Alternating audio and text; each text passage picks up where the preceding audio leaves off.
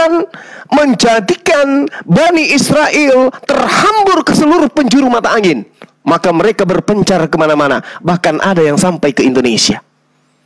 Jadi ketika Yesus mengatakan ada juga domba-dombaku bukan di kandang ini, maksudnya Bani Israel itu bukan cuma tinggal di tanah Galilea, bukan cuma ada di dalam tanah Yudea, bukan hanya ada di Yerusalem, tetapi sudah terhambur kemana-mana. Oleh karena itu Yesus berpesan kepada murid-muridnya agar ke bangsa-bangsa di mana Bani Israel itu tinggal bermukim.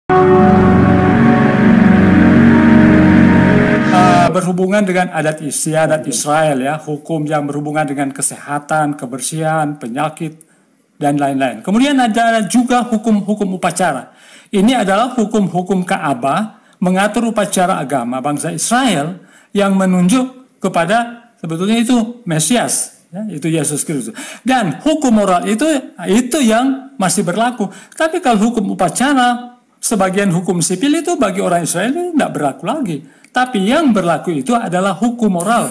Itu sebabnya Paulus mengatakan di dalam Roma pasal 3 ayat 31. Jika demikian, adakah kami membatalkan hukum Taurat karena iman? Sama sekali tidak. Sebaliknya kami meneguhkannya. Jadi Paulus tidak pernah membatalkan hukum Taurat. Yang dibatalkan yaitu hukum upacara dan juga hukum-hukum sipil yang tidak berlaku lagi. Itu sebabnya orang Israel saat ini tidak lagi mengorbankan kambing ataupun domba, karena itu sudah digenapi ketika Yesus mati di kayu salib. Jadi berbicara tentang hukum moral, yang 10 hukum itu berlaku, itu kekal itu. Apa sebabnya Yesus katakan langit dan bumi ini akan runtuh, tapi hukumnya tidak akan lenyap, ya. Sebelum langit dan bumi ini runtuh, itu hukumnya itu tidak akan lenyap. Itu sebabnya orang Kristen kalau misalnya hukum itu tidak berlaku, berarti orang Kristen sudah bisa mencuri, sudah bisa membunuh, sudah bisa mengambil milik orang, sudah bisa membuat patung. Tapi faktanya kan tidak. Walaupun ya harus diakui juga ada orang Kristen yang mengakui Kristen tapi ya tidak mengikuti akan hukum-hukum Tuhan. Jadi orang Kristen itu tetap memegang teguh akan 10 perintah Allah, yaitu kasih kepada Allah dan kasih kepada sesama manusia. Kemudian kalau kami menyembah Yesus, ya, ini sudah menyangkut ketuhanan. Kenapa kami harus menyembah Yesus? Karena Yesus itu adalah Tuhan dan Juru Selamat. Itu sebabnya kami orang Kristen menyembah Yesus, karena dia adalah satu-satunya yang bisa menjamin keselamatan hidup yang kekal. Tidak ada satu nabi atau utusan yang bisa memberikan kehidupan yang kekal. Dan yang akan datang juga pada akhir zaman bukan Nabi Musa, bukan Nabi Abraham, tetapi Yesus sendiri yang akan datang. Dia akan membawakan apa? Upah. Itu sebabnya kami orang Kristen, apa salahnya kami menyembah Yesus, karena dia adalah Tuhan dan Juru Selamat. Kan tidak ada masalah, karena dia menjamin kehidupan kekal. Musa itu walaupun dia adalah nabi yang terbesar, Abraham sekalipun dia adalah nabi yang terbesar, tetapi dia tidak bisa menjamin keselamatan. Yang akan datang pada akhir zaman itu bukan Nabi Musa, bukan Nabi Abraham, tetapi Yesus sendiri akan turun dan disertai oleh apa? Malaikat-malaikatnya. Jadi yang akan datang bukan Musa, bukan Ibrahim, bukan nabi-nabi yang lain, Daud, Sulaiman, tetapi Yesus sendiri akan turun dan dia akan datang apa? Untuk memberikan upah kehidupan yang kekal. Itu sebabnya kami menyembah Yesus, karena Yesus adalah Tuhan dan Juru Selamat. Saya kira demikian. Iya, bagus, baik. Kenapa Musa bukan dia datang? Karena dia nggak pernah disembah oleh manusia. Kenapa Abraham bukan dia yang datang? Karena Abraham nggak pernah disembah manusia. Kenapa nabi-nabi lain bukan mereka yang datang? Karena mereka nggak pernah dituhankan oleh kaumnya. Kenapa Nabi Isa kemudian Yesus yang datang? Ya karena dia harus datang meluruskan, untuk menyadarkan orang-orang, aku bukan Tuhan. Itu tujuan kedatangannya. Bukan datang untuk menyelamatkan yang menuhankan, tidak. Apa bukti dari pernyataan saya ini? Yohanes 12:48. Barang siapa menolak aku dan tidak menerima perkataanku, ia sudah ada hakimnya. yaitu firman yang telah kukatakan, itulah yang akan menjadi hakimnya pada akhir zaman. Ini Yesus dia mengatakan sendiri.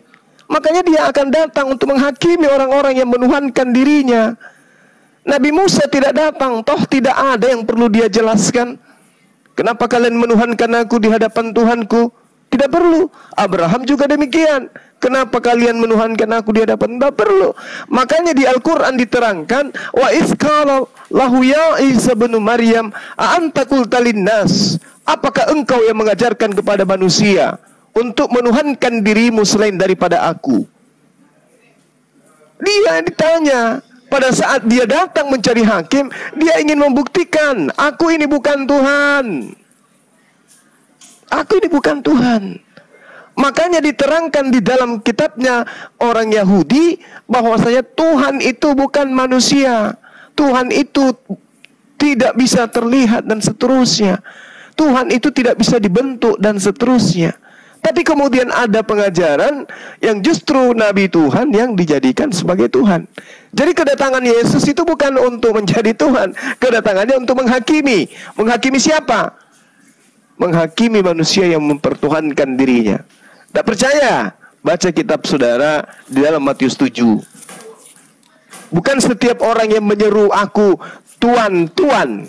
Maksudnya bukan setiap orang yang membuat dirinya itu sebagai junjungan, sebagai jalan dalam kehidupan, sebagai panutan dalam kehidupan, yang akan masuk ke dalam surga, melainkan dia yang kemudian menjadikan ajaran Tuhannya untuk dijalankan. Makanya Yohanes 12:8, barang siapa menolak aku dan tidak menerima perkataanku, ia sudah ada hakimnya.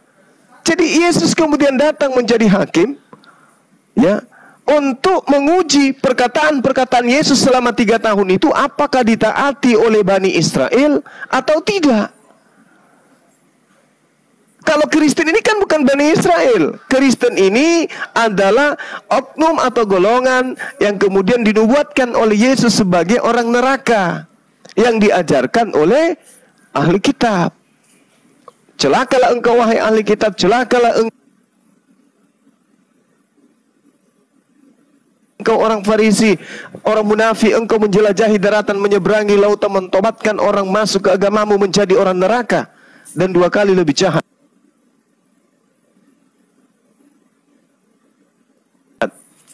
Nah, orang Farisi mendirikan agama di luar daripada ajaran Yesus. Agama apa itu? Ya Kristen. Sedangkan yang menyembah Yesus itu jelas bukan dari Bani Israel.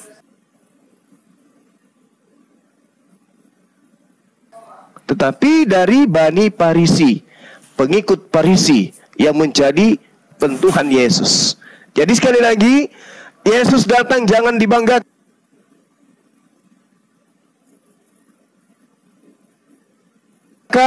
Karena Yesus datang justru menghakimi Kristen. Barang siapa menolak aku dan tidak menerima perkataanku, ia sudah ada hakimnya, yaitu firman yang telah kukatakan. Oke. Kenapa bukan Musa yang akan datang? Kenapa bukan Ibrahim yang akan datang? Kenapa bukan Daud yang akan datang? Abang sebentar, Bang tidak. Halo, apa Bunda bisa didengar? Abang F bisa didengar Bunda? Halo. Halo, host. Sebentar Abang F. Sebentar. Tadi Abang mengatakan bahwa Abang menyembah Yesus karena Yesus Tuhan. Saya bukakan Bible-nya. Saya bukakan. Tadi Abang Dazuma telah menyampaikan dalil-dalilnya. Sementara Bunda tunjukkan. Abang host, coba Bang host Abdul Rahim, ponakan sayang, bisa dibukakan kamera Bunda, dibesarkan. Biar nampak ini.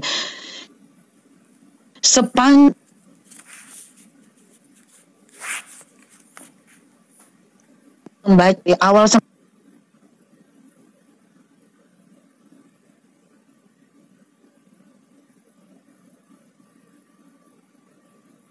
selesai, dan ini liar.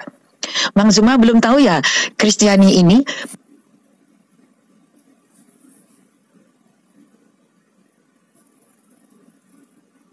paling banyak itu bule-bule barat, mulai dari bule hitam sampai bule putih, Bang Zuma. Jumlahnya ingat, ini ada hitam, ada merah. Yang merah adalah perkataan Yesus. Baginda Nabi Yesus tidak pernah mengatakan dirinya Tuhan. Kita lihat di sini. Baginda Yesus berkata, offer your sacrifice to God. Berikan persembahanmu atau kurbanmu kepada Tuhan. Tidak kepada saya. Kalau kepada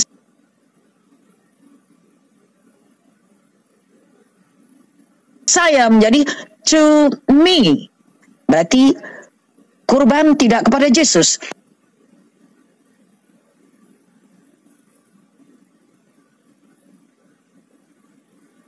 Lanjut turun.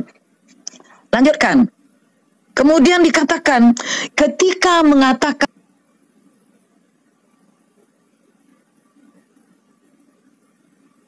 kerajaan Tuhan tidak diakui oleh baginda Nabi, kerajaanku.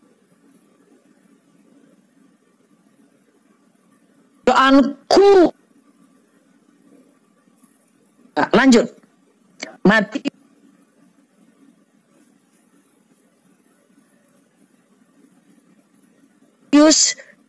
yang agak ke bawah sedikit.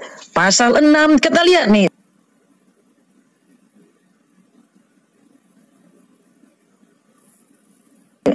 Cara nih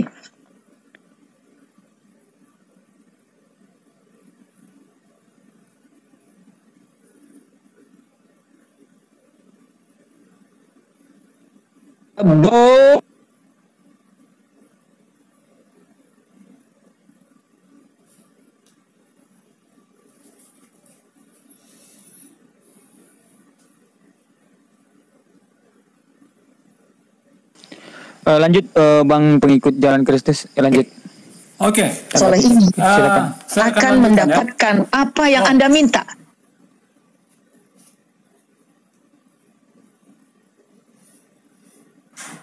Bukti dari Bible. Yesus pun, baginda Nabi Yesus alaihissalam tidak pernah. Ya.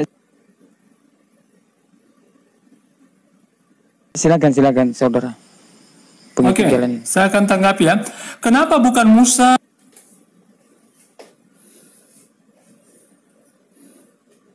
yang akan datang di akhir zaman, di hari kiamat? Mengapa bukan Ibrahim atau Abraham? Mengapa bukan Raja Daud, Raja Sulaiman? Karena mereka itu tidak dinubuatkan. Ya, mereka itu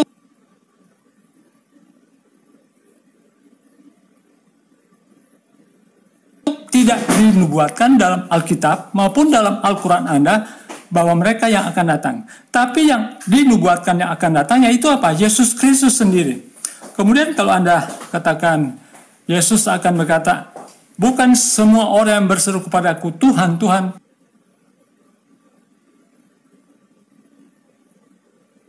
yang akan masuk dalam kerajaan surga. Betul itu. Karena banyak juga orang Kristen yang mengaku Kristen tapi tidak mengikuti akan perintah-perintah Tuhan. Pasti Tuhan akan mengatakan aku tidak mengenal kamu, nyala kamu daripadaku. Jadi menjadi seorang Kristen yang sejati bukan hanya sekedar percaya. Percaya itu harus dibuktikan dengan buah-buah. Ya, apakah kita sudah menuruti akan perintah-perintahnya atau tidak?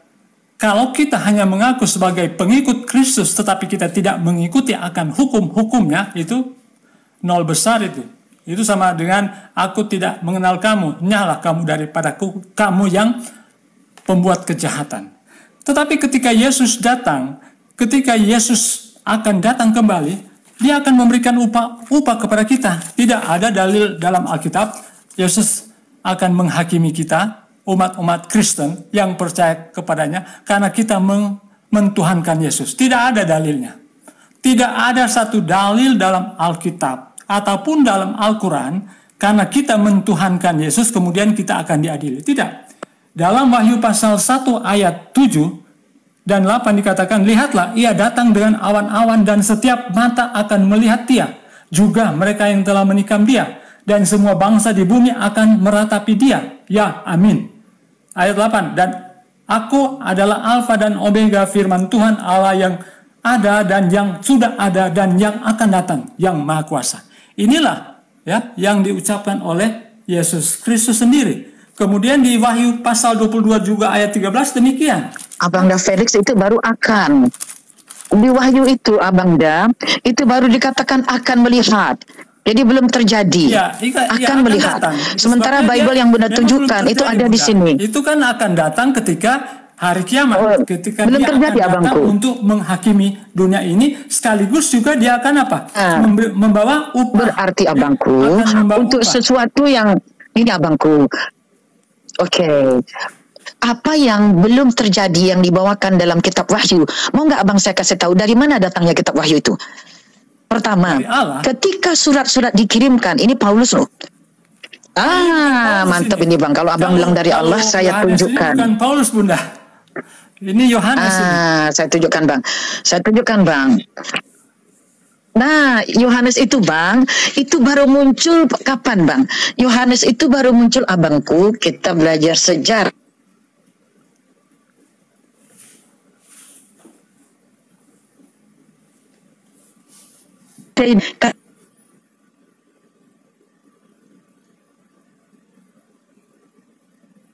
Atas iman teman-teman Kristiani mau meletakkan iman pada sesuatu yang berupa bayangan, ini dia shadow note 1, yang satu itu tahun 50 Masehi, 50 itu anak-anak keturunannya.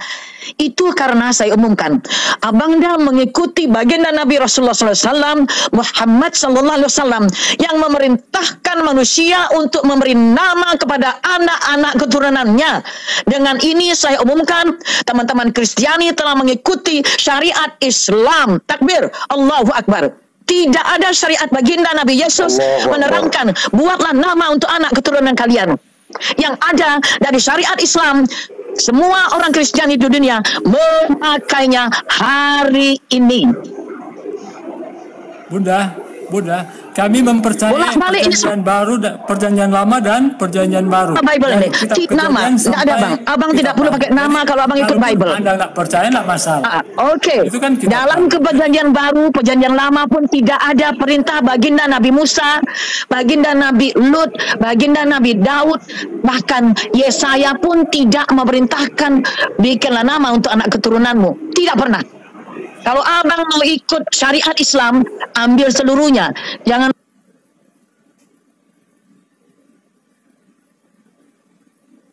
sepotong-sepotong.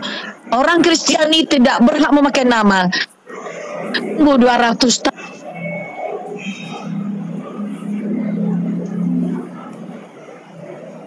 Syariat. Ya, silakan lanjut. Pengikut jalan lurus. Lanjut. Saya kira demikian. Mungkin dari Bang Suma, tanggapan dari Bang Suma. Oke, baik. Iya, baik. Jadi kalau saudara saya mengatakan bahwa saya Kristen itu akibat menuhankan Yesus, tidak ada kemudian ajaran yang mengatakan bahwa Kristen akan ke neraka, itu keliru. Justru dengan sangat jelas dikatakan di dalam kitab saudara, meskipun tidak disebutkan kata Kristen. Contoh misalnya di dalam Matius 5 nomor 19. Karena itu siapa yang meniadakan salah satu dari perintah hukum Taurat, sekalipun yang paling kecil. Saya ulang. Karena itu siapa yang meniadakan salah satu perintah hukum Taurat, sekalipun yang paling kecil, dan mengajarkannya demikian kepada orang lain, ia akan menduduki tempat yang paling hina. Jadi kalau di dalam original teksnya itu alekistos, artinya tempat yang paling hina, alias neraka di dalam kerajaan langit. Ya, jadi terjemahannya itu surga keliru ya. Kerajaan langit sebenarnya di situ. Jadi bagaimana dengan Kristen? Kristen menjelaskan bahwasanya orang Kristen tidak hidup lagi dalam hukum Taurat, tapi hidup dalam ajaran kasih. Berdasarkan pengakuan Yesus, kemana Kristen ini pergi? Ke tempat yang paling hina. Itu nggak bisa dibantah. Karena itu siapa yang meniadakan salah satu perintah hukum Taurat, meskipun yang paling kecil, dan mengajarkannya demikian kepada orang lain, ia akan menduduki tempat yang paling hina di dalam kerajaan langit. Elakistos.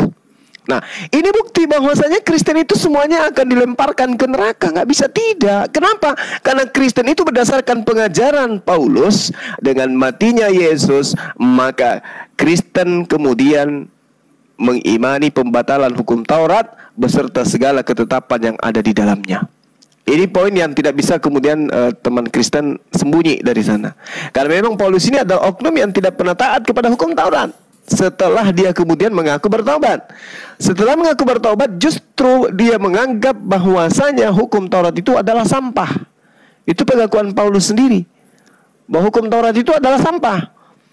Ya, maka ketika saudara mengatakan orang Kristen itu tidak menghilangkan, kemudian orang Kristen itu taat kepada hukum Taurat, itu bullshit, itu mustahil. Jadi sekali lagi, dengan menuhankan Yesus itu bukti pembatalan hukum Taurat. Nah, dengan mengakui bahwasanya orang Kristen ini pengikut daripada Yesus, itu justru membatalkan hukum-hukum yang datang kepada Yesus. Kenapa? Karena hukum Taurat itu hanya berlaku kepada Bani Israel. Boleh kita lihat dalam Yeremia 31-33. Perjanjian baruku dengan kaum Israel dan kaum Yehuda, yaitu aku akan memasukkan hukum Taurat kepada batin setiap manusia, setiap Bani Israel. Tapi itu dibatalkan. Ternyata hukum Taurat itu untuk seluruh umat manusia, sehingga harus ada korban di atas tiang salib untuk membatalkan hukum Taurat ini. Ya, dengan demikian sekali lagi saya katakan bahwasanya kalau saudara saya mengatakan tidak ada dalilnya menyembah kepada Yesus itu akan masuk ke dalam neraka, tidak ada dalilnya Kristen masuk ke dalam neraka. Matius 5 nomor 19.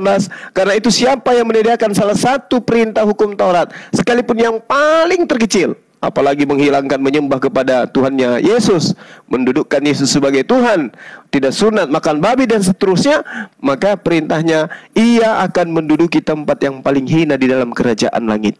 Nah, tolong dibantai ini, silakan. Selamat malam. Selamat malam, bisa memberikan semangat malam, silakan. Ya, saya ya, tanggapi ya. Oke. Jadi begini, Bro Suma. Ya, saya ingin sampaikan bahwa firman Tuhan jauh dari apa yang Anda katakan. Ya, jadi satu contoh yang paling simpel. Tuhan Yesus berkata dia datang untuk menggenapi hukum Taurat. Apa yang dia genapi? Sangat jelas ya, saya bacakan. Ya, pada kedua hukum inilah tergantung seluruh hukum Taurat dan kitab para nabi. Itu salah satu contoh bahwa hukum kasih itu menggenapi hukum Taurat. Oke ya. Jadi Anda jangan main-main ya. Jadi Anda jangan menyerongkan firman Tuhan. Itu yang pertama. Terus yang kedua, Anda katakan bahwa orang Kristen itu masuk neraka.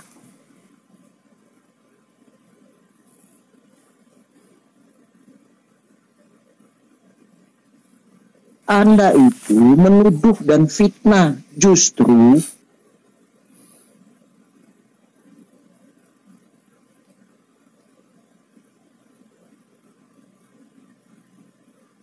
Anda yang tidak menerima Yesus sebagai Tuhan dan Juru Selamat. Aku turunkan kau ya. Dulu. Kalau itu kan sudah.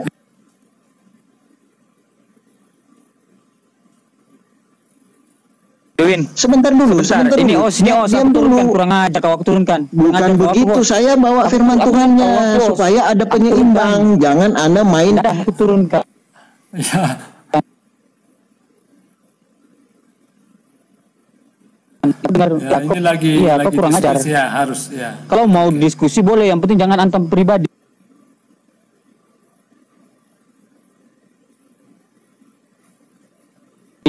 Ya, tidak terima kalau antam pribadi. Harus tertib. Silakan lanjut, Bang.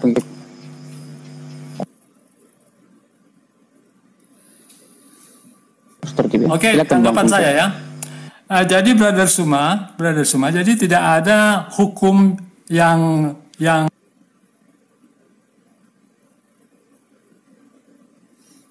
saya secara pribadi tetap mengikuti akan hukum Taurat.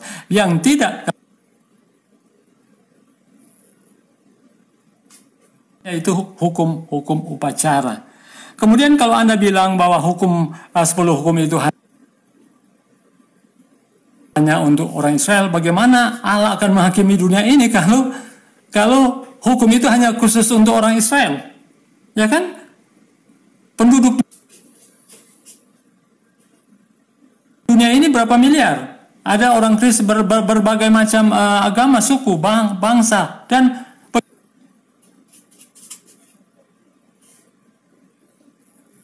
bagaimana kalau misalnya hukum ini hanya khusus untuk orang Israel? Kemudian yang bukan orang Israel bagaimana hukumnya? Jadi berbicara tentang hukum ini universal. Jadi mengikat untuk semua manusia. Ya. Jadi kalau berbicara tentang hukum, bagaimana kalau hukum ini cuma khusus untuk orang Israel? Ketika Tuhan mau datang menghakimi dunia ini, apakah yang akan dihakimi cuma orang Israel? Ya kan? Kalau kami tidak punya hukum, bagaimana kami dikatakan berdosa kalau kami tidak ada hukum yang mengikat? Jadi hukum itu, 10 hukum itu adalah universal, semua bangsa. Ya. Kemudian, sekali lagi ya, kami orang Kristen itu tidak pernah membatalkan hukum Taurat. Paulus juga tidak pernah membatalkan hukum Taurat. Jelas sekali di kitab Roma pasal 3 itu ayat 31. Jika demikian adakah kami membatalkan hukum Taurat karena iman? Sama sekali tidak. Sebaliknya kami apa? Meneguhkannya. Jadi tidak ada orang Kristen yang meniadakan, apalagi Paulus ya.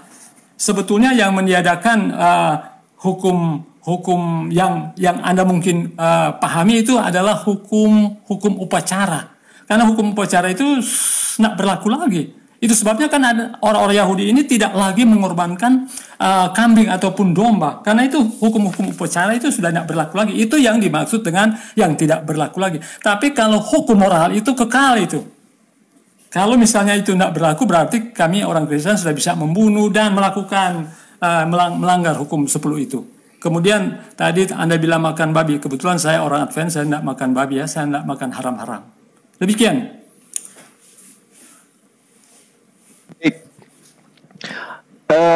Jadi kita tidak bisa lari dari hukum yang ada, dari perintah yang ada kita nggak bisa kemana-mana. Yeremia 31 jelas sekali. Aku akan mengadakan perjanjian baru dengan kaum Israel dan kaum Yehuda. Kita nggak bisa kemana-mana. Kita bukan Bani Israel, bukan juga Bani Yehuda kita. Sehingga dikatakan kemudian di data nomor 33-nya, tetapi beginilah perjanjian yang kuadakan dengan kaum Israel sesudah waktu itu. Demikianlah firman Tuhan. Ini firman Tuhan. Konon di dalam kitab saudara tertulis seperti itu. Aku akan menaruh Tauratku dalam batin mereka dan menuliskan dalam hati mereka. Dan aku akan menjadi Tuhan mereka dan mereka akan menjadi umatku. Itu poin yang harus dipahami itu. Lalu kemudian di dalam ulangan terkait dengan ketetapan hukum-hukum dan semua-semua itu berlaku hanya untuk Bani Israel. Inilah perintah yakni ketetapan dan peraturan yang aku ajarkan kepadamu atas perintah Tuhan untuk dilakukan di negeri di mana kamu pergi dan menduduki. Supaya seumur hidupmu engkau dan anak cucumu takut kepada Tuhan Elohim. Dan ini hanya berlaku untuk Bani Israel. Apa yang dikatakan demikian di dalam data ulangan 6? Maka dengarlah hai orang Israel. Orang Israel, Bung. Jadi kita jangan menyamar, nggak bagus kita nyamar-nyamar sebagai Bani Israel. Sementara kita bukan Bani Israel. Ulangan 4. Maka sekarang hai orang Israel. Lagi-lagi orang Israel. Dengarlah ketetapan dan peraturan yang kuajarkan kepadamu untuk dilakukan supaya kamu hidup. Ini untuk orang Israel. Tidak ada untuk di luar Israel, nggak ada. Pada saat Tuhan berkarya kepada Nabi Musa alaihissalam. Kemudian di ulangan 33 di nomor 4 jelas sekali diperintahkan akan hukum Taurat itu, hukum Musa itu berlaku kepada Bani Yakub. Kita bukan Bani Yakub, jadi jangan nyamar-nyamar, nggak bagus. Itu perintah, perintahnya untuk kepada Bani Yakub. Jadi tidak ada perintah di luar Bani Yakub pada saat Tuhan berkarya kepada Bani Israel, nggak ada.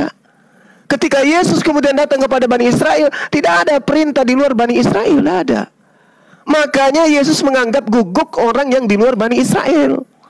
Yesus sendiri yang mengatakan itu. Dan itu kita tidak bisa pungkiri. Oleh karena itulah kemudian kita nggak boleh. Kalau kita ini bukan Bani Israel, kemudian kita ngaku-ngaku bahwa hukum Israel itu untuk kita, kita penyamar. Kita nyamar-nyamar, padahal kita bukan. Lalu bagaimana solusinya? Allah Subhanahu wa taala kemudian mengatakan, bismillahirrahmanirrahim, ya ahlal kitab qad ja'akum rasulun yubayyinu lakum katsiran mimma kuntum tukhfun minal kitab wa ya'fu an katsir. Wahai ahli kitab, sungguh Rasul kami telah datang kepadamu, menjelaskan kepadamu banyak hal dari isi kitab yang kamu sembunyikan, dan banyak pula yang dibiarkannya. Sungguh telah datang Nabi Muhammad SAW kepadamu, berupa cahaya dari Allah, dan kitab yang menjelaskan. Jadi, untuk seluruh manusia. Makanya dikatakan, bil bayyinati waz zubur, wa anzalna ilaika dzikr litubayyina linnas. Jadi Rasulullah Muhammad SAW itu baru kemudian pengutusannya untuk seluruh umat manusia. Kalau Yesus, ya baca aja kitabnya. Aku diutus hanya siapa? Untuk domba-domba yang hilang dari Bani Israel. Musa untuk Bani Israel. Lalu kita mau nyamar-nyamar Bani Israel. Kalau kita bukan Bani Israel, nyamar jadi Bani Israel, kita kena apa yang dinubuatkan. Waspadalah kepada serigala yang nyamar jadi domba. Waspadalah kepada non-Yahudi yang nyamar Yahudi. Kita bukan Bani Israel, ngapain kita nyamar-nyamar? Ya, jadi ketika keselamatan itu datang kepada Bani Israel, untuk Bani Israel, siapa yang taat kepada hukum yang datang kepada Bani Israel, itu yang taat, itu yang selamat. Yang tidak, ya tidak selamat. Makanya saya katakan, kalau ada saudara mengaku diri saudara adalah pengikut Yesus, dan padahal bukan Bani Israel, berarti Anda harus mengikat diri Anda kepada hukum Taurat. Kalau Anda ingin maksa diri Anda sebagai pengikut Yesus, mau tidak mau Anda harus tunduk dengan hukum Taurat. Kalau tidak, Anda kena hukum. Karena Anda sudah mengikat diri Anda sebagai Bani Israel, maka tidak ada satupun titik yang paling terkecil sekalipun yang bisa Anda tinggalkan di hukum Taurat itu. Jangan Anda kemudian mengatakan, itu kan cuma upacara. Oh tidak bisa. Setitik pun tidak bisa Anda hilangkan dari hukum Taurat. Kenapa? Karena Yesus sendiri yang mengatakan, barang siapa yang meniadakan setitik pun meskipun yang paling terkecil, lalu mengajarkan kepada anak, istri, keluarga, ipar, menantu, dan seterusnya, maka dia akan menempati tempat yang paling hina. Elakistos. Apa tempat yang paling hina itu di langit? Di kerajaan langit. Neraka. Oleh karena itulah kemudian, daripada Anda mengaku Bani Israel tapi Anda tidak mengikuti hukum Bani Israel, mending Anda keluar ikuti utusan yang terakhir yang mengajarkan, yang diajarkan untuk seluruh manusia, litubayyina linnas. Demikian, Bung, silakan.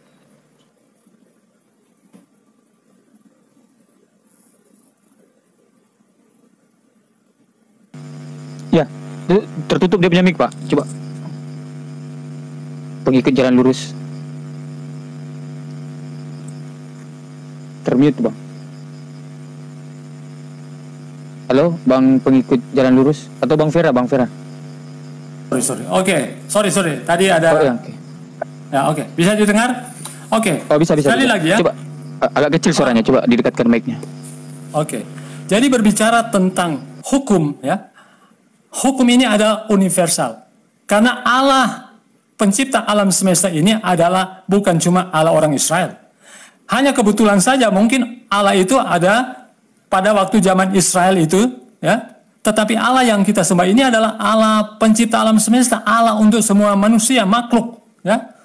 Bukan cuma untuk bangsa Israel. Itu sebabnya hukumnya juga itu adalah universal. Kalau misalnya hukum itu cuma untuk orang Israel, bagaimana dengan Adam dan Hawa? Bagaimana dengan Abraham? Abraham bukan orang Israel. Kemudian Anda berbicara, mengatakan tentang Al-Quran, ya. Allah, Abraham, Ishak, dan Yakub, maaf ya, tidak pernah mengangkat Muhammad sebagai nabi. Ya. Allah, Abraham, Ishak, dan Yakub tidak pernah mengangkat nabi yang dari Arab. Bagaimana saya mau percaya? Saya tidak percaya itu. Saya lebih percaya kepada Paulus, Yohanes, Petrus, dan Yesus daripada saya mau percaya kepada Muhammad. Karena Muhammad itu tidak pernah diangkat oleh Allah, Abraham, Ishak, dan Yakub. Itu sebabnya orang-orang Yahudi juga tidak menganggap Muhammad itu sebagai nabi. Bagaimana saya mau percaya akan Al-Quran Anda? Saya tidak percaya Muhammad sebagai nabi karena Allah Abraham dalam Alkitab tidak pernah mengangkat Muhammad sebagai nabi dari Arab. Jadi sekali lagi ya, berbicara tentang hukum itu adalah universal. Jadi semua bangsa, bukan cuma orang Israel. Karena mengapa? Bagaimana Allah akan menghakimi dunia ini kalau misalnya hukum itu hanya untuk orang Israel?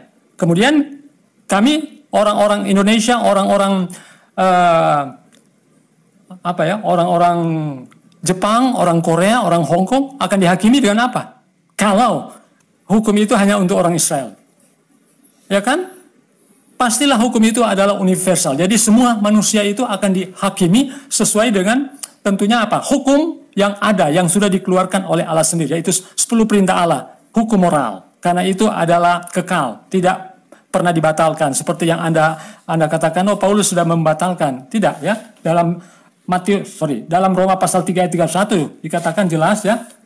Apakah dengan iman kami membatalkan hukum Taurat? Tidak, sama sekali tidak. Justru kami apa? Meneguhkannya. Ya, apa artinya meneguhkannya? Bukan berarti meniadakan. Oke, saya kira demikian, bro. Iya, jadi sekali lagi saya katakan bahwa meski dengan alasan apapun, Anda tidak kemudian harus mengikuti Rasulullah, tidak. Ini tidak ada paksaan. Saya cuma mengabarkan saja bahwa baginda Rasulullah Muhammad SAW itulah untuk semua orang-orang yang Anda sebutkan. Jepang, Cina, ya baginda Rasulullah Muhammad solusinya. Karena kenapa? Dia diutus rahmatan lil alamin untuk seluruh manusia sebagai rahmat bagi alam. Anda mau ikuti, Anda mau tidak ikuti, ya itu kembali kepada diri saudara. Al-Quran menjelaskan sangat jelas. Yahdi bihillah manittaba'a ridwanahu subulan salam wa yukhrijuhum minaz zulumati ilan nur biizni wa yahdihim ila siratul mustaqim. Dan dengan Al-Quran itulah Allah memberi petunjuk kepada manusia yang mengikuti keridaannya menuju kepada jalan keselamatan. Dan dengan Al-Quran itu pula Allah mengeluarkan orang-orang manusia itu dari gelap gulita kepada cahaya dengan izinnya dan menunjukkan ke jalan yang lurus. Lalu Allah mengatakan apa? Laqad kafara alladziina qalu innallaha huwal masiihu ibnu Maryam. Sungguh telah kafir orang yang berkata dengan imannya dan doktrin dan dogmanya, sesungguhnya Tuhan pencipta langit dan bumi itu adalah Al-Masih, anak laki-lakinya Maria. Qul, katakan ya Muhammad, faman yamliku minallahi syai'a in arada ayyahlikal masih ibn Maryam wa ummah. Katakan kepada mereka, siapakah yang dapat menghalang-halangi Allah jika dia hendak membinasakan, mematikan Yesus putra Maryam beserta ibunya. Ini Allah yang menjelaskan seperti itu. Jadi kalau kemudian saudara tidak mengimani, ya silakan. La ikrah fid-din, tidak ada paksaan.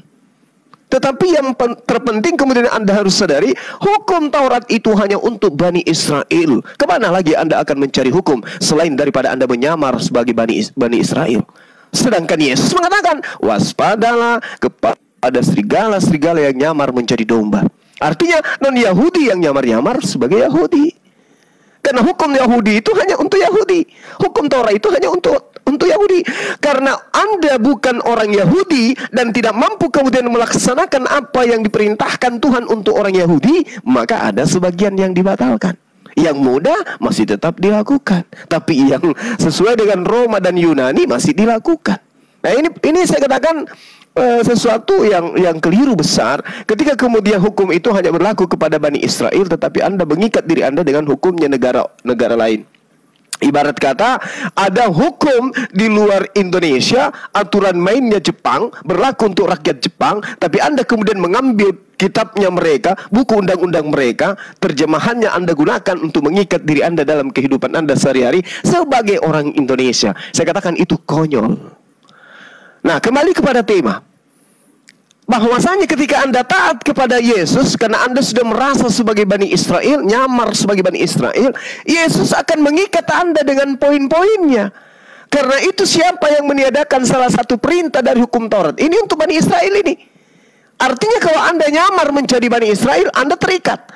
Karena itu siapa yang meniadakan salah satu perintah hukum Taurat, sekalipun yang paling terkecil, dan mengajarkannya demikian kepada orang lain, ia akan menduduki tempat yang paling hina di dalam kerajaan langit.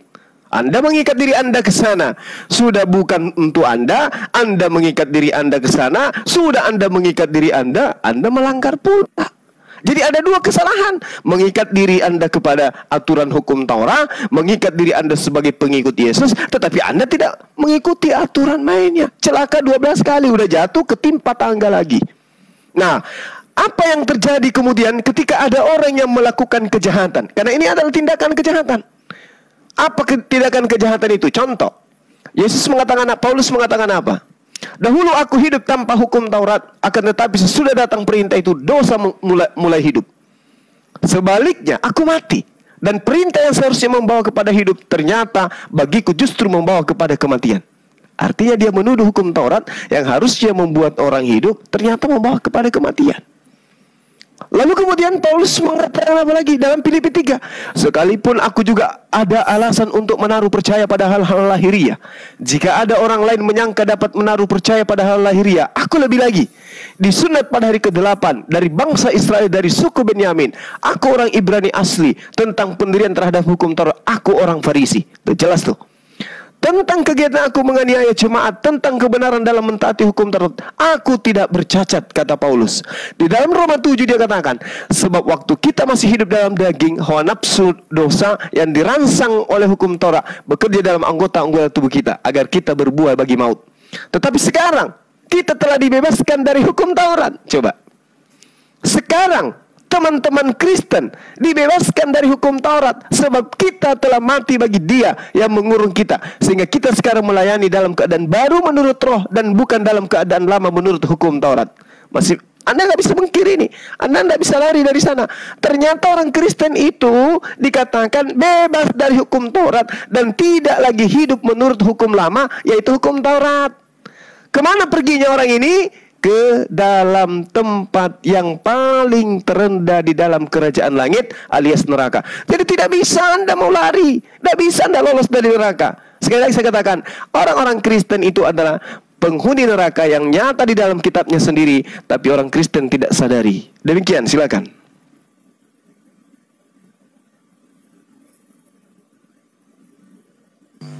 Ya, silakan Bang pengikut. Mic-nya termute, coba dibuka mic. Jadi tidak ada dalilnya bahwa hukum Taurat itu hanya khusus untuk orang Yahudi. Yesus tidak pernah berucap bahwa hukum Taurat itu hanya untuk orang Yahudi. Ya.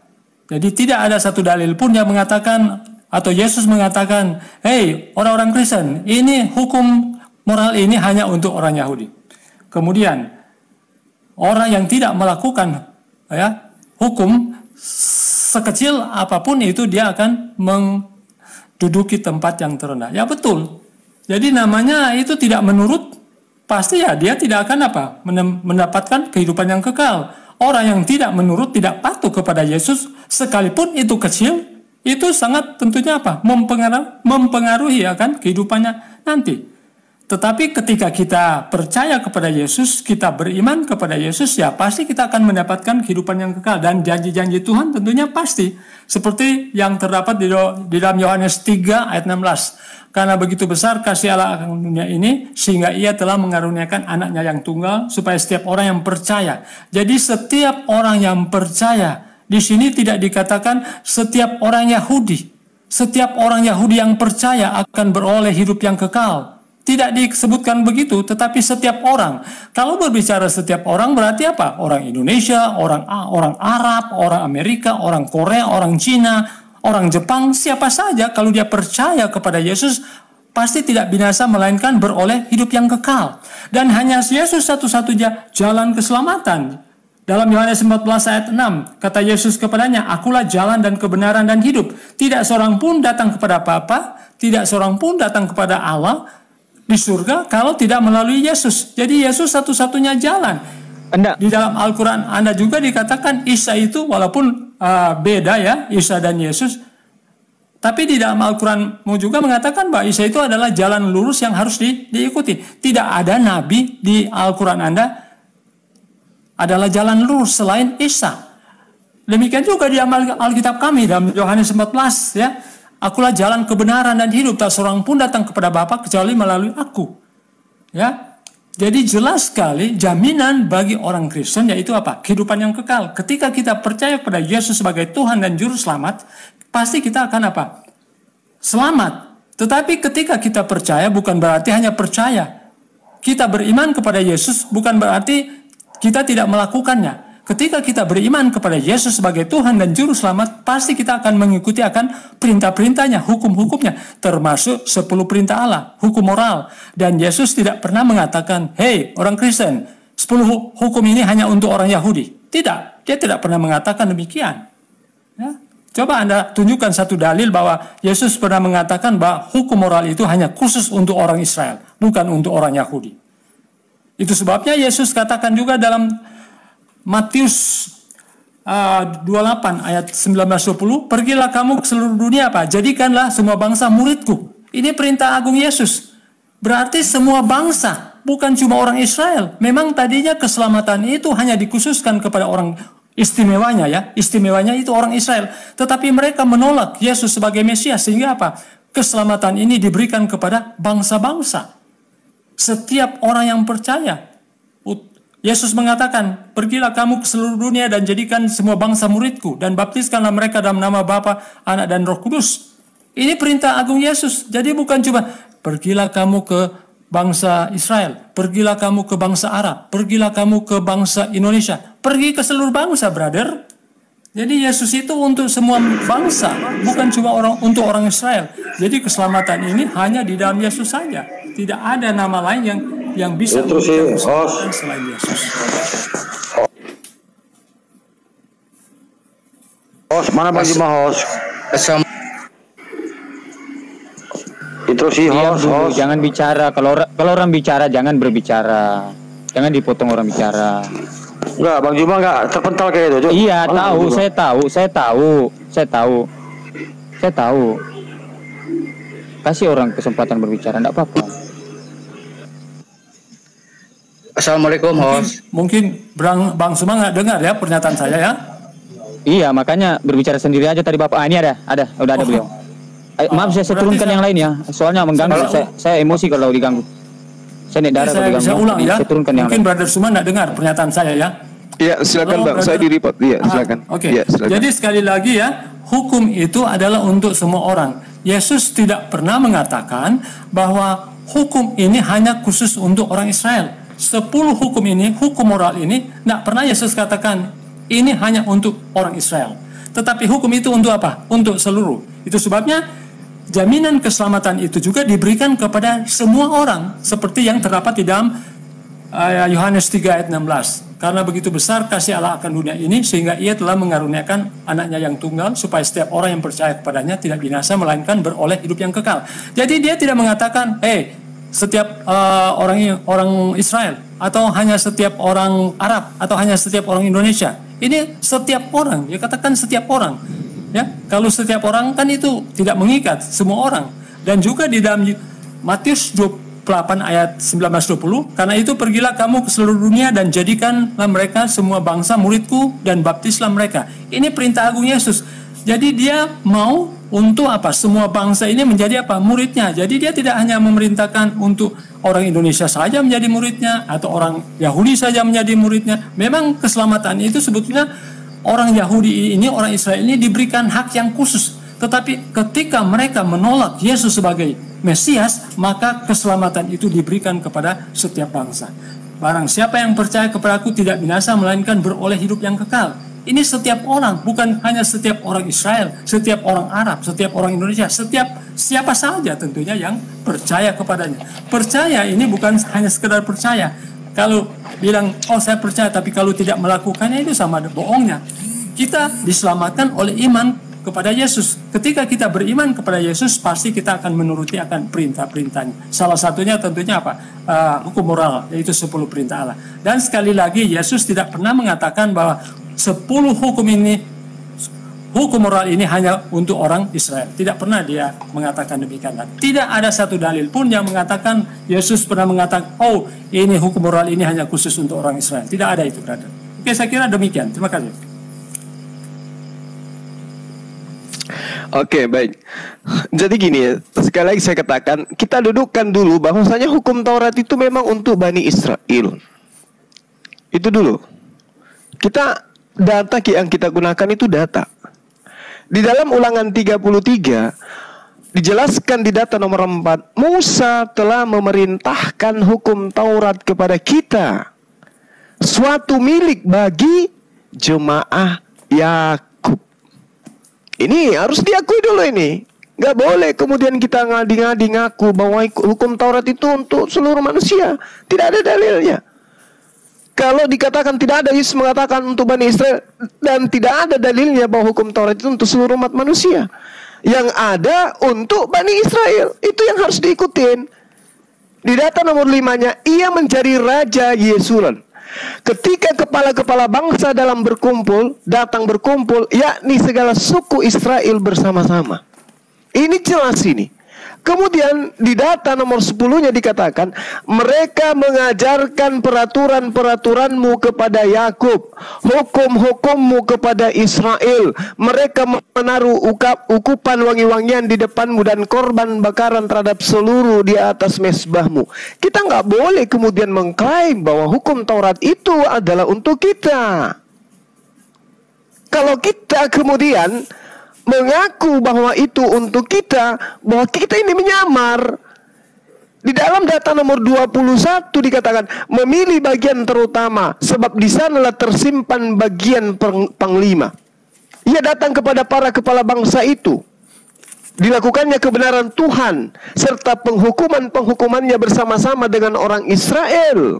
Jadi tidak bisa kemudian kita yang bukan Israel ngaku-ngaku, wah kita ini untuk hukum Taurat itu untuk kita. Tidak bisa, kecuali Anda ingin menyamar. Dan ingat, Yesus mewaspadai penyamar-penyamar yang datang kepada Bani Israel, yang kemudian mengaku sebagai Bani Israel itu sendiri. Dan Anda sekarang telah menyatakan itu, saya ini adalah hukum Taurat itu untuk saya. Berarti Anda menggenapi apa yang Yesus katakan, waspadalah kepada serigala yang nyamar seperti domba. Itu satu. Yang kedua, ketika saudara mengatakan tidak ada data bahwa Yesus itu mengatakan hukum Taurat itu untuk Israel saja. Tetapi coba kita lihat apa yang dikatakan oleh Yesus ketika dia berpesan kepada ke-12 muridnya. Jangan kamu menyimpang ke jalan bangsa lain atau masuk ke dalam kota orang Samaria, melainkan pergilah kepada domba-domba yang hilang dari umat Bani Israel. Pesan siapa tuh? Pesan Yesus. Murid yang taat tidak akan pergi ke bangsa lain, kecuali murid yang durhaka atau ada pemalsu-pemalsu pengajaran yang mengatasnamakan murid Yesus yang mengajarkan kepada orang-orang lain di luar daripada Bani Israel. Di dalam kitab Matius 15 dikatakan, jawab Yesus, aku diutus hanya kepada domba-domba yang hilang dari Bani Israel. Ini Yesus bohong atau tidak? Mana ini? Aku diutus hanya kepada domba-domba yang hilang dari Bani Israel. Ini pernyataan Yesus sendiri. Kemudian perempuan Kanaan yang ada pada saat itu, mendekati Yesus dan menyembah, sujud, menghormat ke Yesus dan berkata, Tuhan, tolonglah aku. Tetapi Yesus mengatakan apa? Tidak patut mengambil roti yang disediakan bagi anak-anak Yakub dan melemparkan kepada non-Yahudi atau guguk. Di dalam kaidah-kaidah yang ada di dalam internalnya Yahudi, guguk itu artinya Abu Dasara, orang di luar daripada ajaran Bani Israel. Matius 10 nomor 5 nomor 6, Yesus berpesan jangan ke bangsa lain. Yesus 17:19 kata Yesus, aku berdoa untuk Bani Israel, bukan untuk dunia aku berdoa, tetapi hanya untuk mereka. Jadi kita nggak bisa memaksakan untuk menyamar-nyamar seperti Bani Israel, sehebat apapun. Tetapi kami umat Islam mengakui bahwa Bani Israel itu adalah bangsa pilihan, bangsa yang diangkat oleh Tuhan, meskipun kemudian akhirnya Tuhan marah dan murka kepada mereka. Tetapi setelahnya hukum-hukum itu kemudian ditinggalkan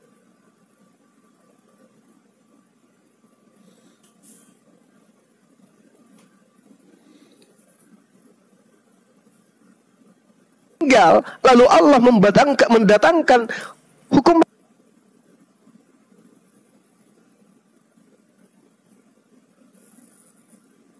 baru yang diajarkan kepada seluruh umat manusia.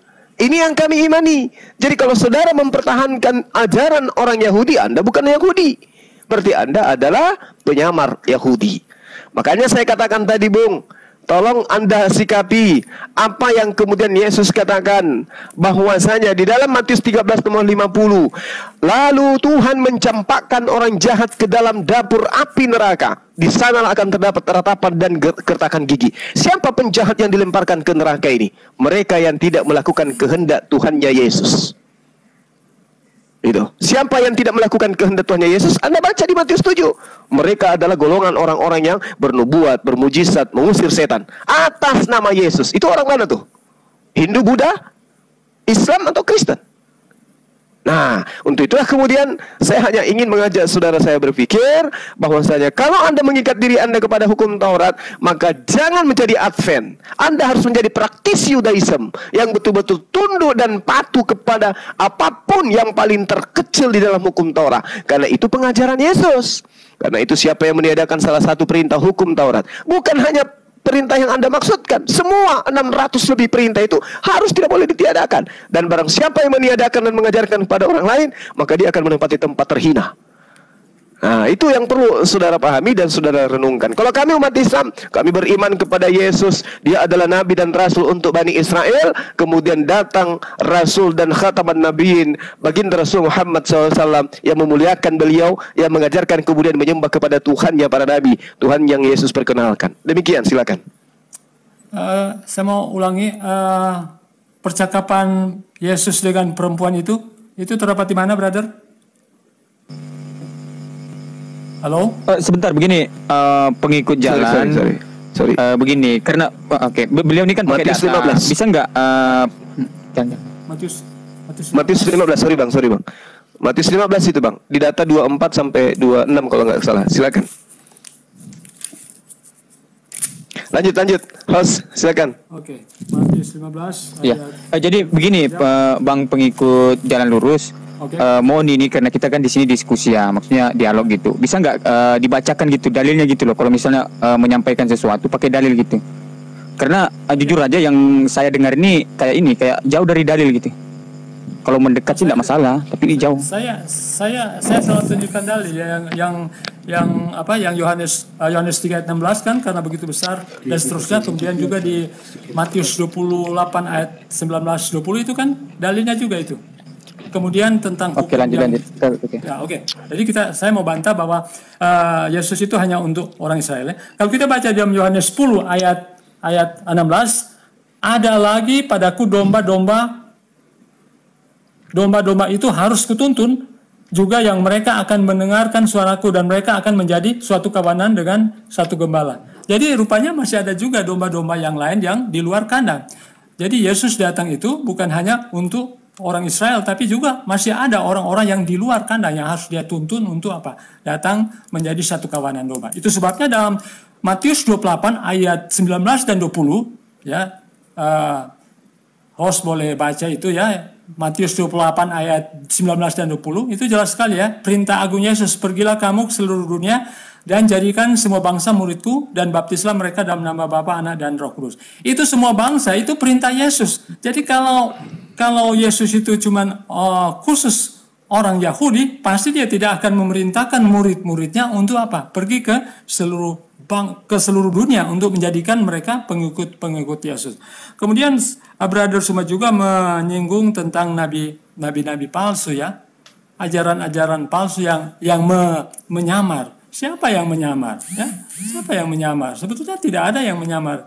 Kalau misalnya ajarannya itu sudah bertentangan dengan firman Tuhan, nah itu disebut nabi palsu. Contoh ya, di dalam 4 Injil mengatakan bahwa Yesus itu disalib. Tetapi ada yang mengatakan bahwa Yesus itu tidak disalib. Bukankah itu nabi palsu? Ya, dikatakan Yesus itu disalib, mati, bangkit, kemudian naik ke surga. Tapi ada yang menyangkal bahwa Yesus itu tidak pernah disalib. Padahal 4 Injil mengatakan Yesus itu disalib, bangkit, ya, kemudian naik ke surga. Kemudian ada juga saksi-saksinya. Jadi kalau yang mengatakan bahwa Yesus tidak disalib itu bisa digolongkan juga sebagai nabi palsu. Kemudian ketika Yesus datang pada kali yang kedua, ya, bukan setiap orang yang berseru kepadaku Tuhan, Tuhan yang akan masuk surga ya, tetapi melainkan mereka yang melakukan kehendak Bapakku di surga. Kalau kita baca itu, ya, ada mungkin orang sudah taat kepada perintah-perintah Tuhan, tetapi apa Yesus katakan? Ketika aku lapar, kamu tidak memberikan makan. Ketika aku haus, kamu tidak memberikan minum. Ketika aku telanjang, kamu tidak memberikan aku pakaian. Ketika aku sakit, kamu tidak mengunjungi aku. Kemudian orang-orang mengatakan, sudah kapan kami melihat Tuhan lapar kemudian kami memberikan makan? Sudah kapan kami melihat Tuhan haus kemudian kami memberikan minum? Apa Yesus katakan? Kalau kamu sudah melakukan itu kepada orang yang paling hina sekalipun, itu berarti kamu sudah melakukan itu untuk aku. Itu sebabnya Yesus katakan, aku tidak mengenal kamu, nyala kamu daripadaku. Hanya mengaku Kristen, pengikut Yesus, tapi apa? Tidak mempraktekkan itu kasih. Itu sama saja itu. Jadi sekalipun kita mungkin tidak membunuh, kita tidak berzina, kalau kita tidak memperdulikan orang-orang miskin yang ada di sekitar kita, tidak bersedekah, itu sama saja kita apa? Melanggar hukumnya. Ya? Jadi sekalipun kita sudah melakukan 10 perintah, tetapi kalau kita melanggar salah satu itu sama dengan 0, salah semua itu. Ya, saya kira demikian, brother. Oke, baik. Terima kasih banyak, saudara saya. Jadi gini, Yesus itu diutus kepada masih banyak lagi domba-domba di dalam Yohanes 10 itu ya. Dikatakan oleh Yesus di dalam data nomor 27 dari Yohanes 10. Aku mengenal pengikutku. Pengikutku mengikuti aku dan mendengarkan aku. Berarti sekali lagi saya katakan, apakah Kristen ini mengikuti Yesus? Tidak. Dari aspek apa dikatakan Kristen ini mengikuti Yesus? Dari segi prosesi bertuhan, tidak ikut Yesus. Dari prosesi ibadah, tidak ikut Yesus. Dari prosesi akidah, tidak ikut Yesus. Dari prosesi kitab suci, mendalami kitab suci, rumah ibadahnya dan seterusnya, tidak mengikuti Yesus, tidak sama seperti Yesus. Maka inilah yang saya katakan, waspada kepada serigala yang nyamar seperti domba. Anda tidak boleh mencari nabi palsu di luar Bani Israel, nggak boleh, nggak boleh. Karena antikristus dan nabi palsu, pengajar palsu itu menurut Yesus muncul dari tengah-tengah Bani Israel dan sesama dengan Yesus. Saya kasih polanya gini. Di dalam kutukan Tuhan kepada Bani Israel, Yehezkiel 5 Anda boleh baca satu perikop dari data nomor 1 sampai data 17 kalau nggak salah di Yehezkiel 5 itu sampai nomor 17. Salah satu data di dalam Yehezkiel 5 mengatakan, ketika kemudian di nomor 5-nya mengatakan gini, beginilah firman Tuhan Elohim, inilah Yerusalem. Jadi lagi-lagi Yerusalem. Siapa mereka itu? Bani Yakub. Apa yang dikatakan oleh Tuhan? Mereka telah melanggar ketetapan-ketetapanku. Mereka lebih hebat pelanggarannya dibandingkan bangsa-bangsa yang ada di sekelilingnya. Oleh karena itu Tuhan murka. Salah satu kemurkaannya adalah sepertiga daripada Bani Israel akan mati kena sampar dan mati kelaparan di tengah-tengahmu. Sepertiga dari Bani Israel akan tewas dimakan pedang di sekitarmu, dan sepertiga lagi akan kuhamburkan ke seluruh mata angin. Dan aku akan menghunus pedang di belakang mereka. Aku akan melampiaskan murkaku kepada Bani Israel, sehingga hatiku yang panas tenang kembali dan merasa puas. Dan mereka akan mengetahui bahwa akulah Tuhan yang mengatakannya di dalam cemburuku, tatkala aku melampiaskan amarahku kepada Bani Israel. Itu dulu, dikunci dulu di situ. Bahwa Tuhan menjadikan Bani Israel terhambur ke seluruh penjuru mata angin. Maka mereka berpencar kemana-mana. Bahkan ada yang sampai ke Indonesia. Jadi ketika Yesus mengatakan, ada juga domba-dombaku, bukan di kandang ini. Maksudnya Bani Israel itu bukan cuma tinggal di tanah Galilea, bukan cuma ada di dalam tanah Yudea, bukan hanya ada di Yerusalem, tetapi sudah terhambur kemana-mana. Oleh karena itu Yesus berpesan kepada murid-muridnya agar ke bangsa-bangsa di mana Bani Israel itu tinggal bermukim. Jangan ke bangsa lain, tetapi pergilah ke bangsa-bangsa, bangsa muridku. Di mana bangsa muridku itu pergi, kesitulah kamu wahai muridku, ajarkan hukum yang datang kepadamu melalui aku. Jadi kita tidak boleh kemudian, Yesus itu disuruh murid-muridnya ke bangsa lain, ada lagi domba-domba lain. Pahami dulu, domba itu Bani Yakub. Wong kita ini bukan Bani Yakub, kita pemakan jengkol dong. Makan jengkol kita ini, makan pete, tahu tempe, bukan Bani Yakub kita ini. Jadi kalau Anda merasa Bani Yakub, lah ngaca toh. Kita ini Bani Nusantara Indonesia. Kita orang pribumi di sini, bukan Bani Israel. Hukum itu hanya berlaku kepada mereka. Coba Anda lihat dengan kacamata sadar, tanpa tendensi kebencian. Coba Anda lihat bagaimana ajaran Kristen, bagaimana ajaran Yudaism. Bisakah mereka rangkulan? Bisakah mereka duduk bersama beribadah? Bisakah mereka mengatakan Tuhan mereka sama? Bisakah mereka mengatakan kitab suci mereka sama? Bisakah mereka mengatakan nabi dan rasul mereka sama? Bisakah mereka mengatakan bahwa Tuhan yang mereka sembah, syariat yang mereka lakukan, ibadah yang mereka lakukan, prosesi agama mereka sama? Bisa nggak? Nggak bisa. Karena satu penyamar, satu asli. Kita harus sadar ini, Bung.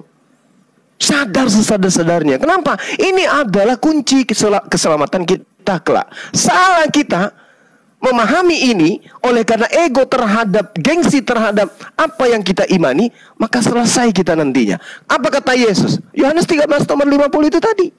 Enyahlah daripada aku.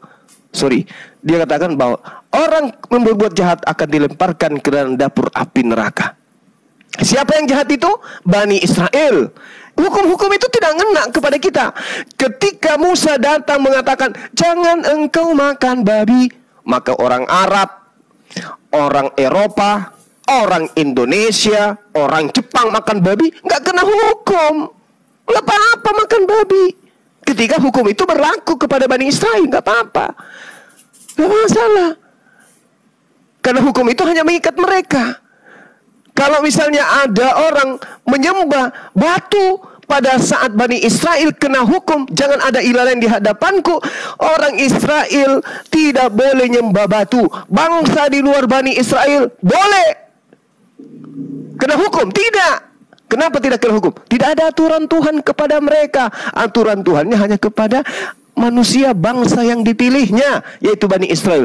Jadi kalau pada masa Bani Israel itu menerima firman dari Tuhan untuk menyembah kepada ilah saja yang satu, yaitu Hasem menurut mereka, kemudian orang Eropa menyembah batu, biarin aja. Tidak ada hukum yang datang kepada mereka. Tuhan tidak menghukum orang yang tidak ada kepadanya petunjuk. Tapi kalau Bani Israel yang melakukan itu, maka hukumnya dikutuk. Inilah yang saya bacakan tadi, Yeskiel 5.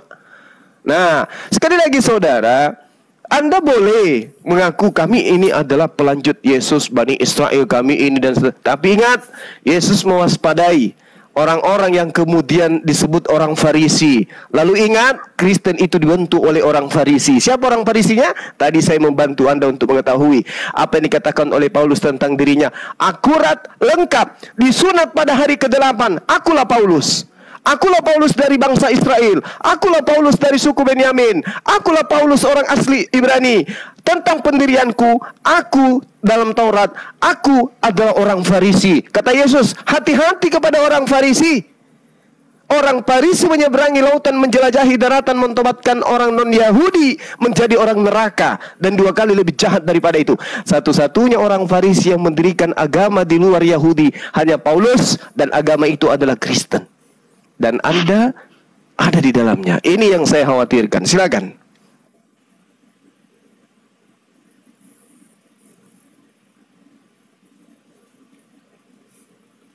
Ya, silakan Bang pengikut Jalan Lurus, itu termute.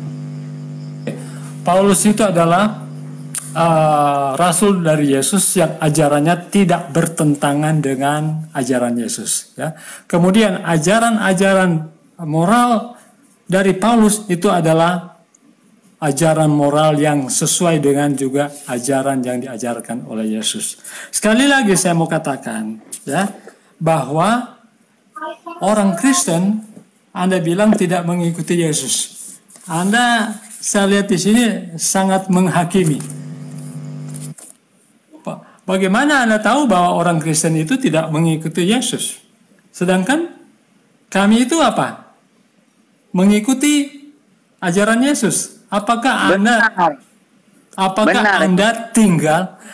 Anda tinggal bersama dengan orang Kristen? Apakah Anda tinggal dengan saya? Kemudian Anda sudah mengatakan bahwa orang Kristen itu tidak mengikuti ajaran Yesus. Anda kan tidak tinggal bersama dengan, halo? Bisa didengar? Iya, sebentar. Iya, saya ingatkan dulu teman-teman yang di atas. Kalau ada teman-teman yang berbicara, tolong didengarkan aja gitu, tidak usah dipotong. Ya, mohon kerjasamanya gitu. Nah, kalau memang berkeras, ya saya turunkan aja gitu kan. Saya turunkan aja. Oke, lanjut Bang pengikut.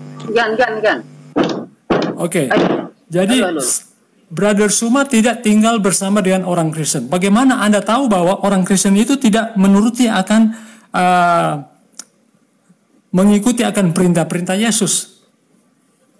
Jadi Anda menghakimi, Anda sendiri tidak pernah tinggal dengan orang Kristen. Jadi Anda mengeneralisir. Tidak bisa Anda mengeneralisir ya. Kecuali mungkin Anda tinggal dengan seseorang orang Kristen, kemudian Anda perhatikan perilakunya. Apakah dia menuruti akan perintah Yesus atau tidak. Sekali lagi ya, saya mau katakan bahwa hukum moral itu adalah universal. Sebab kalau misalnya hukum itu hanya untuk orang Israel, bagaimana dengan Adam, Nabi Adam, kemudian Ibrahim. Apakah Ibrahim itu orang Israel? Bagaimana Allah akan menghakimi kalau tidak ada hukum? Pastilah hukum itu adalah universal. Karena Allah yang kita sembah ini adalah Allah untuk semua bangsa. Nah, memang tadinya orang Israel itu dikhususkan ya, bangsa pilihan Allah. Tetapi ketika mereka melanggar, ketika mereka menolak akan juru selamat, maka keselamatan ini diberikan apa? Kepada bangsa-bangsa yang lain juga. Jadi bukan hanya cuma bangsa Israel, tapi semua bangsa bagi yang apa? Menuruti akan perintah-perintahnya. Jadi kalau mau bilang orang Kristen itu tidak mengikuti Yesus, mungkin itu sangat keliru, mengeneralisir ya. Karena memang ada juga ya orang Kristen yang mengaku Kristen tapi dia tidak apa? Mengikuti ajaran Yesus ya. Hanya ya katakanlah Kristen KTP. Tapi bagi saya secara pribadi tentunya saya mengikuti akan ajaran Yesus, ya. Saya kira demikian, brother. Mungkin kita sudah bisa ke closing statement ya, karena waktunya sudah lat. Kemudian saya juga sudah low bed ini.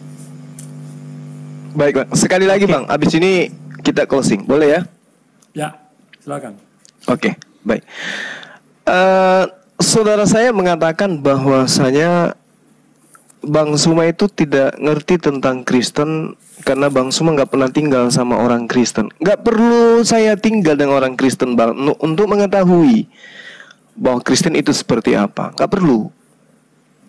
Intinya Kristen ini adalah agama yang didirikan oleh orang Farisi, agama yang sudah dinubuatkan di dalam Matius 23 nomor 15. Waspadalah, celakalah engkau wahai orang Farisi. Kita mendengarkan tadi orang Farisi siapa? Paulus. Waspadalah engkau wahai ahli Taurat. Siapa orang ahli Taurat tadi? Paulus. Jadi semua tertuju kepada beliau. Dan memang beliau inilah yang kemudian pengikutnya pertama kali kemudian disebut Kristen di Antioquia. Nggak bisa kita lari dari sana, nggak boleh. Karena itu data. Di dalam Kisah Para Rasul 11 jelas itu dikatakan. Nah, lalu kemudian ketika Anda melihat Yesus ini di dalam pengajaran kitab saudara Galatia 4 nomor 4, dia mengatakan Yesus itu adalah hamba Tuhan atau utusan Tuhan atau manusia, anak manusia atau rasul Tuhan yang takluk kepada hukum Taurat. Artinya Yesus tidak membatalkan, tetapi Yesus kemudian yang taat kepada hukum Taurat. Kebalik. Berarti Yesus ini adalah makhluk yang taat kepada Tuhannya. Bahkan di Ibrani 3 jelas sekali diterangkan di sana bahwasanya Yesus taat sampai dia meninggal, sampai dia mati. Nah, kalau dia taat kepada hukum Taurat, di dalam Keluaran 23 nomor 7 jelas sekali perintahnya, jangan kau membunuh orang yang tidak bersalah. Berarti Yesus nggak boleh dibunuh. Karena ada perintah, jangan kau membunuh orang yang tidak berdosa, sebab aku Tuhan tidak akan membenarkan orang yang bersalah. Artinya Kristen tidak akan pernah bisa dibenarkan karena Kristen kemudian menjadikan Yesus sebagai tameng untuk mati di atas tiang salib menebus dosa-dosa Kristen. Berarti dengan kata lain, Kristen memaksakan Tuhan untuk membenarkan Kristen meninggalkan hukum Taurat. Kenapa? Karena menurut Kristen mereka adalah orang yang taat dan hidup tunduk di bawah hukum Taurat. Nah, itu yang saudara harus pahami bahwasanya ya Yesus itu tidak mati di salib. Tapi ada yang mati di salib, tapi bukan Yesus. Karena kenapa? Yesus orang benar. Yesus orang taat kepada Tuhan. Malah disebut sebagai anak Tuhan. Yang disebut anak Tuhan adalah orang yang soleh, orang yang intim, kekasih Tuhan, orang yang akrab dengan Tuhan. Amsal 3 nomor 11 nomor 12. Amsal 11 nomor 8, orang-orang yang diselamatkan dari kesukaran, orang yang benar diselamatkan dari kesukaran, lalu orang fasik yang akan menggantikannya. Amsal 21 nomor 18, orang fasik dipakai sebagai tebusan bagi orang yang benar, dan pengkhianat sebagai ganti orang yang baik. Itu jelas tuh. Penyaliban itu ada, tapi bukan orang yang benar. Pembunuhan itu ada, tapi bukan penjahat. Tapi orang fasik pengkhianat lah yang menggantikan orang yang benar itu. Sehingga Amsal 91, Mazmur 91 harus berlaku. Tuhan mengangkat Yesus ke langit melalui tangan malaikat. Tuhan mengirim malaikat untuk menatang tangannya, menatang kakinya di atas tangannya, agar kakinya tidak terantuk kepada batu. Jelas itu. Sehingga kembali kepada tema terakhir dari saya. Kalau saudara saya mengatakan Kristen itu tidak diceritakan di dalam Bible akan masuk ke dalam neraka, sekali lagi saya katakan, di dalam pengamalan Kristen, saya bacakan lagi datanya supaya tidak menjadi fitnah. Tetapi sekarang kita Kristen telah dibebaskan dari hukum Taurat.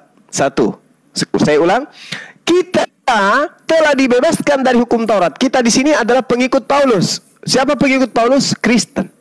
Sebab kita telah mati bagi Dia yang mengurung kita, sehingga kita sekarang melayani dalam keadaan baru menurut roh, dan bukan lagi dalam keadaan lama menurut hukum Taurat. Jadi kesimpulannya, Kristen adalah satu kumpulan manusia yang tidak lagi hidup di dalam hukum Taurat, tetapi apesnya mengaku sebagai pengikut Bani Israel yang kudu wajib melaksanakan hukum Taurat sampai selama-lamanya. Karena Yesus mengatakan dalam Lukas 16:17, lebih mudah langit dan bumi lenyap daripada setitik dari hukum Taurat. Lalu kemudian Yesus mengatakan, barang siapa yang meniadakan hukum Taurat meskipun yang paling terkecil dan mengajarkan kepada orang lain, maka dia akan menempati tempat terhina di dalam kerajaan langit. Sekali lagi, kata Paulus, kita telah dibebaskan dari hukum Taurat. Artinya, Paulus membatalkan segala hukum Taurat, membebaskan orang Kristen dari hukum Taurat, dan hidup menurut bukan lagi aturan lama yaitu hukum Taurat, tetapi menurut keadaan baru yaitu roh. Dengan demikian, menurut Yesus, orang-orang ini, sekali lagi sekalian, orang-orang ini yaitu adalah Kristen yang pengikut Paulus akan melenggang menuju kepada tempat yang paling hina di dalam kerajaan langit. Demikian, silakan. Oke, terima kasih. Sekali lagi saya mau bantah bahwa Paulus bukan mendirikan agama Kristen. Apa artinya Kristen? Kristen kan artinya pengikut Kristus. Jadi tidak pernah Paulus mendirikan agama Kristen. Tetapi ketika mereka itu menjadi pengikut Yesus, maka mereka menyebut atau memanggil orang Kristen sebagai pengikut Yesus atau Kristen. Jadi Paulus tidak pernah mendirikan agama Kristen. Tetapi karena mereka itu adalah pengikut Kristus, ya, sehingga mereka disebut Kristen. Dari Christian, sama dengan Muhammadian, kan pengikut Muhammad. Kalau Kristen itu berasal dari apa? Christian, berarti apa? Pengikut Yesus. Dan Paulus tidak pernah mendirikan agama Kristen. Tetapi ketika mereka menjadi pengikut Yesus, ya, maka mereka disebut orang-orang Kristen. Kemudian selanjutnya, ya, kenapa Yesus disalib? 4 Injil mengatakan Yesus disalib. Anda mengatakan orang yang tidak berdosa memang tidak patut dihukum. Betul. Yesus itu tidak berdosa itu. Dia berdosa kenapa? Karena menanggung dosa umat manusia. Dan yang menyerahkan dirinya kepada penyaliban itu bukan siapa-siapa. Bukan orang Kristen, bukan Paulus, tetapi Yesus sendiri yang menyerahkan nyawanya. Dalam Matius 20 ayat 28, ya, sering saya sudah bacakan itu, Yesus memberikan nyawanya menjadi tebusan bagi banyak orang. Dan ini memang dikonfirmasi oleh Petrus maupun Paulus, ya, dalam Efesus 1 ayat 7. Sebab di dalam Dia dan oleh darahnya kita beroleh penebusan, yaitu pengampunan dosa. Kemudian juga 1 Petrus 18:19 demikian. Sebab kamu tahu bahwa kamu telah ditebus dari cara hidupmu yang sia-sia, yang kamu warisi dari nenek moyangmu itu bukan dengan bara yang fana, bukan pula dengan perak atau emas, melainkan dengan darah yang mahal, yaitu darah Kristus yang sama seperti darah anak domba yang tak bernoda dan tak bercacat. Dan Yohanes juga mengatakan, ya, bahwa Yesus sendiri apa? Menyerahkan nyawanya. Jadi Yesus sendiri yang menyerahkan nyawanya atas perintah siapa?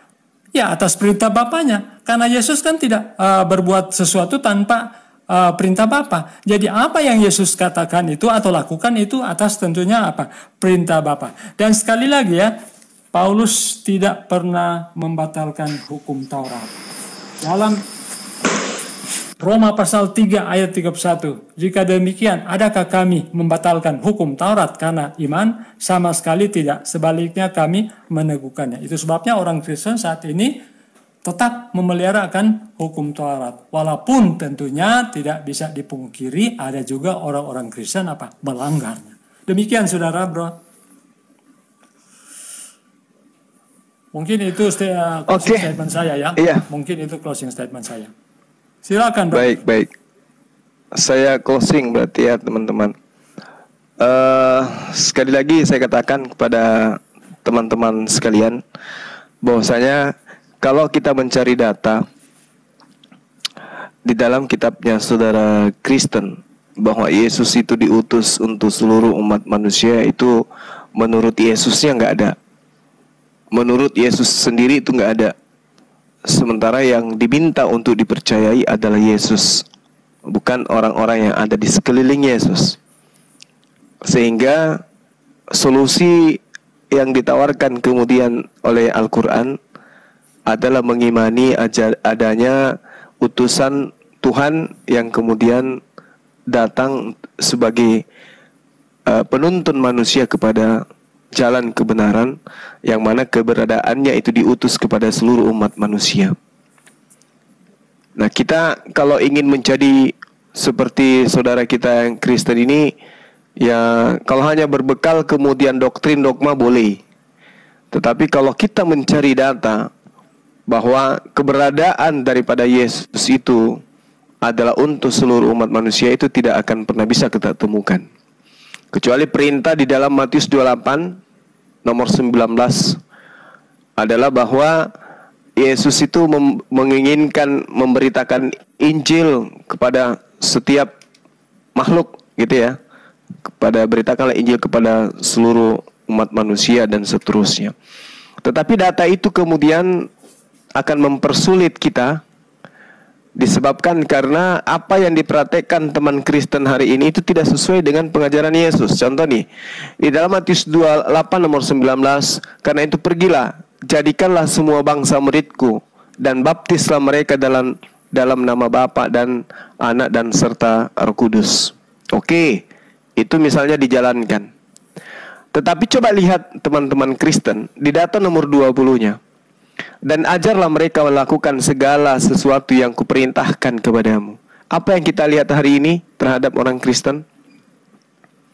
Perintahnya yang pertama adalah pergilah, jangan ke bangsa lain. Kedua, perintahnya yang kedua adalah menyembah hanya kepada Tuhannya Nabi Musa. Ketiga, perintahnya adalah jangan menghilangkan hukum Taurat meski setitik pun, meskipun yang paling terkecil. Dan yang keempat, ibadahnya jelas. Bagaimana kemudian prosesi ibadah yang dijalankan oleh Yesus, sujud, sama seperti umat Islam sujud di dalam beribadah. Nah, ini yang membuat kemudian kita tidak menemukan pola ini. Dalam arti kata, berita untuk diperintahkan menjadikan semua bangsa murid, itu harusnya menjadi Bani Israel semua, menjadi pengikut Taurat semuanya, kalau itu yang dijadikan sebagai acuan. Tapi lagi-lagi kita akan terkendala. Kenapa? Taurat itu hanya untuk Bani Israel, data demi data disajikan. Jadi memang tidak ada jalan untuk menjadi Kristen. Sebenarnya itu tidak ada jalan kecuali doktrin dan dogma. Tapi kalau data nggak bisa. Kenapa? Kita mau mengikuti Kristen, tidak ada ajaran Yesus, aku diutus hanya kepada seluruh umat manusia, nggak ada. Kemudian kita mengikuti untuk dibaptis. Ajarlah mereka melakukan segala sesuatu yang kuperintahkan kepadamu. Yang diperintahkan itu ya hukum Taurat. Sementara Kristen tidak menjalankan itu. Mulut mengatakan yes, tetapi polanya tidak sama sekali. Jangan ada ilah lain. Mereka malah membuat ilah dari bentukan manusia dengan konsep bahwa Tuhan datang inkarnasi. Padahal ajaran inkarnasi itu adalah ajaran politeisme, ajaran Helenisme, dewa menjelma, inkarnasi dan seterusnya. Tidak disifati oleh ajaran samawi, ajaran para nabi. Nah, inilah yang kemudian menyulitkan kita untuk menerima Kristen itu dengan akal sehat. Tapi kalau menerima dengan doktrin dan dogma, ya siapapun bisa menjadi Kristen. Tapi kalau akal yang menjadi filternya untuk menjadi Kristen, berat seberat-beratnya. Ya, itu yang perlu sebagai kesimpulan dari saya. Dan saya mengucapkan terima kasih banyak kepada saudara kita dari tamu Kristen ini, dialognya dengan baik. Saya minta maaf ketika ada kata-kata yang keliru, dan juga kepada host, salam kenal Bung. Anda luar biasa. Ya. Oke, saudaraku.